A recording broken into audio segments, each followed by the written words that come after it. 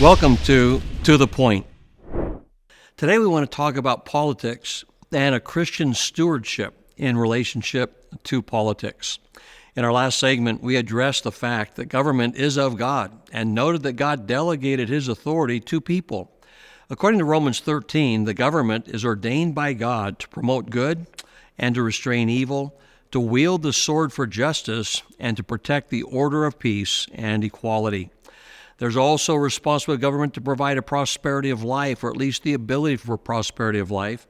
And that's more than just financial prosperity. It's talking about a health and a vibrancy and a robust way of living life and to live in freedom. Politics actually is an issue of stewardship.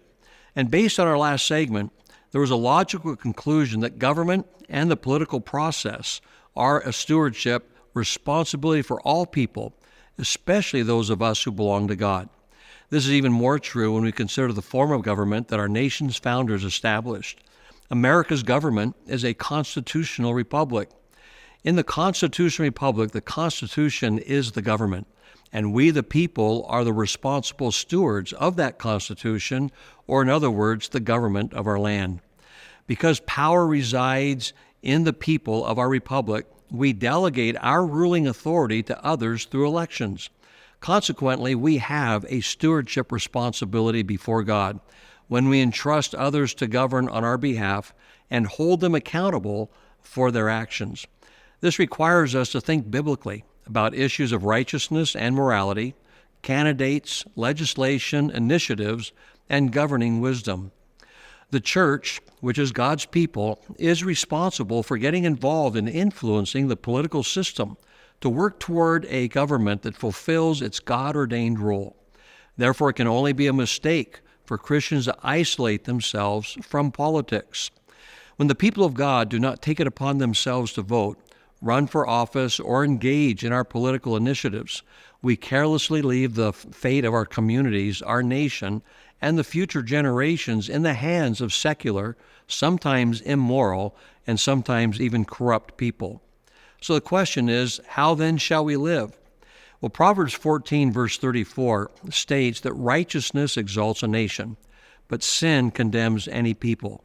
Since righteousness exalts a nation, it is a profound act of love for Christians to influence the government and politics of the community states and the nation with God's values in righteousness. The oft-quoted phrase that there is to be separation of church and state is not found anywhere in our nation's founding documents. I believe it has resulted in many Christians errantly believing that the church, Christians, are not to be involved or seek to influence government in any way. At the same time, every other entity and interest in the country does, and often with ungodly consequences. This country's current downward spiral speaks to humanity's fallen state, but it speaks even more directly to the lack of influence that Christians have had in politics and government affairs. We are to be our nation's conscience before God. We are to be light and salt. The current political system of our state and country is now systematically weaponized against the values of God, against children, against parents, against Christians, against houses of faith, and even your freedoms. These issues concern God. Therefore, these issues must concern God's people. Christians have a right to be concerned about where politics takes our communities and nation. Christians must be involved in who governs our country and how it is governed or how it's not to be. And if we do not get involved with our government, it's negligence on our part. Again, the church, God's people, has historically been asleep and silent about government in our jurisdictions. This is especially so for church leaders or pastors.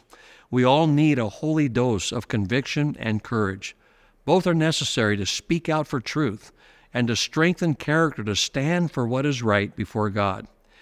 In the Billy Graham Evangelistic Association Decision Magazine of October 20, 2024, Pastor Rusty Gunther stated, "Today we cannot remain silent just because the world has relabeled some of the vilest views and behavior as political.